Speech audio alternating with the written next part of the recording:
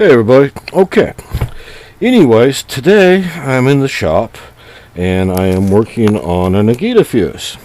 And it's an Egida F5J fuse.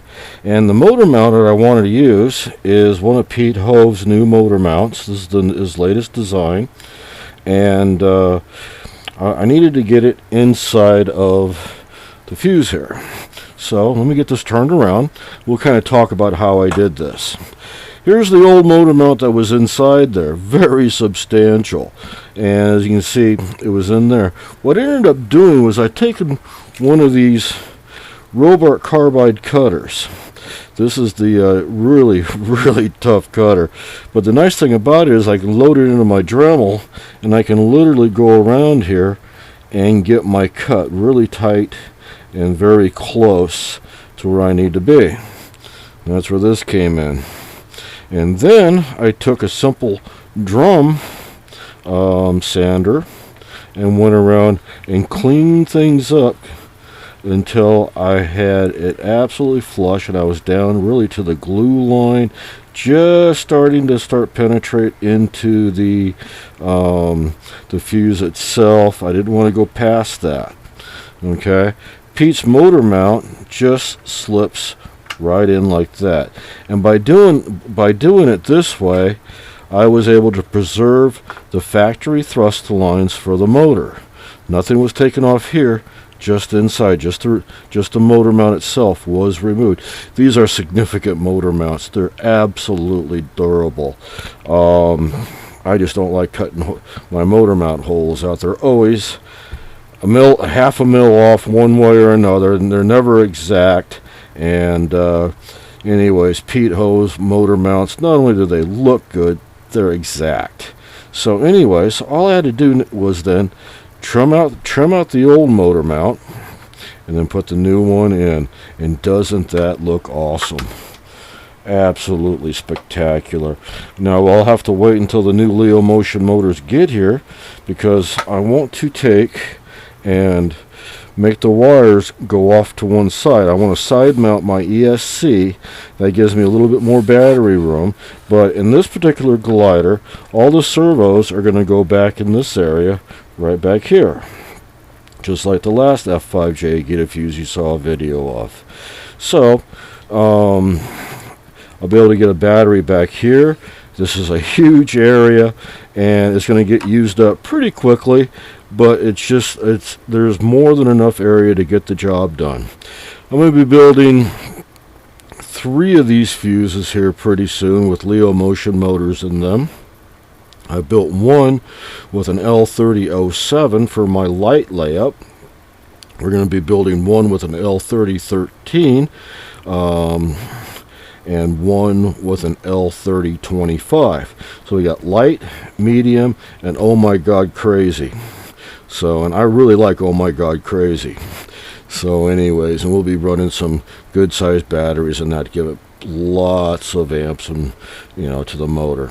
So, but anyways, this is the Egida fuse, and it's getting very close. The next thing I'm going to start doing is I'll probably work on getting the alignment pins put in, getting the electrical put in, and then we'll start working on the actual servos. I haven't made up my mind what servos I'm going to use in this yet. The Bluebird servos I have are just a little too large for that area, and I understand Bluebird's working on a micro solution. So I may just wait and see what they have left to do with there. The servo of choice would be the MKS 6100 for all you guys that are out there. They're easily accessible at the moment, and they fit with only a little modification inside here. You just have to take one layer on each side of the plywood, sand down one layer, and the 6100s will fit in here perfectly. This is plywood, and it has a tendency to split when you try to put a set screw in there, so make sure you're pre-drilling your set screws before you try to put in a servo screw, because they will split on you, and you only get one of these per model. You ruin it, you're done. You have to wait until Jero can email or mail you another one, or your supplier can get you another one of these. So, with that being said, take your time, wet it out. Do not get any CA in this area whatsoever. As a matter of fact, you may even want to take and go and fill these holes up with petroleum jelly, Vaseline, a thick petroleum jelly, just to keep CA from going in there. And then when you drill it out, wet these out with CA as much as you can without getting inside here. I've had this happen to me once already. It wasn't pretty. Okay, wet it out, then take and drill, match your servos in there, drill your screw holes in there. You can see they're gonna drill down in this direction, just like this. Follow this off at a 90, right, like that. Okay, don't get cattywampus and stuff like that. Just go off to a 90. Go partially way through when you drill your screw holes. You're tapping for your servo screws. Go partially through. Put some thin CA in there also. Let it fire off. Do that to all of them. You want to penetrate this wood with CA. Okay, all 4 of them. Penetrate in CA, and then go back and clean out that hole after it's fired off. And then you can drill down the depth of your set screw. Okay, but it's very important that you do take and follow my instructions here. You don't want to break this, and you don't want to get CA in these here, because that's the only thing that actually attaches down to the bottom where this footing is, right down here. Okay, the rest of the instructions are in my previous F5J video for the aft mounted servo installation. And I was trying to think about what else I can tell you about this fuse, other than they're absolutely wonderful.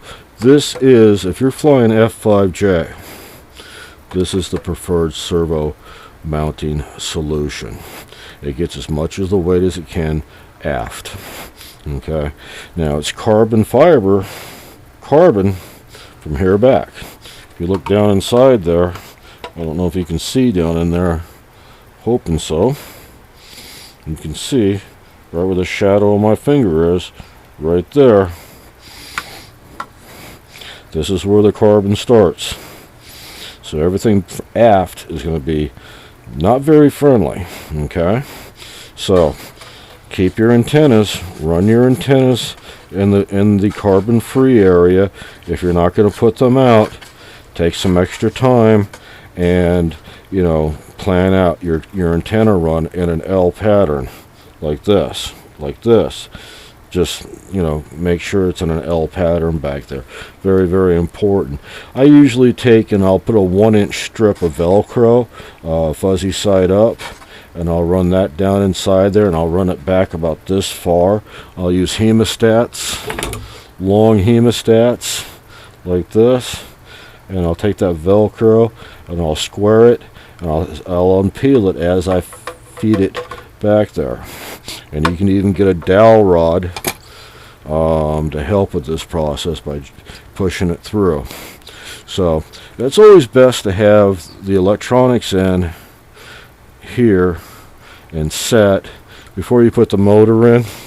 This way you can run your throttle wire to your F5J Altus V4 somewhere in this area, your ESC and your motor, and then you got plenty of room up here for a battery, or a battery back here, underneath here.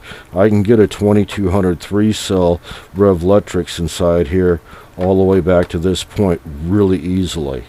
You'll see that in my previous F5J video, which really gives this fuse an advantage, and this model an advantage of being able to use a wide array of just about any motor you can think of. It will use it. So Jero was really thinking here about all the possibilities that could be put into this plane. Just about anything. So my current F5J light is 61.8 8 ounces or 1,752 grams, all up in flying weight. This one here is going to be a little bit heavier, and we'll be using the L3013. And then the next one I do will hopefully not have a motor mount in it, because I asked Gerald to please not install the motor mount in the next 2 fuses, and this is why. So it's not a big problem taking out the motor mounts, but if it's not in there, all the better. Okay, well, anyways, that's about all I've got for you on this particular installation or nuance of an Egida with an F5J mount. Like I said, take your time. If you're planning on using a Pete Hove mount, that's how you do it. And enjoy. Take care. Bye-bye.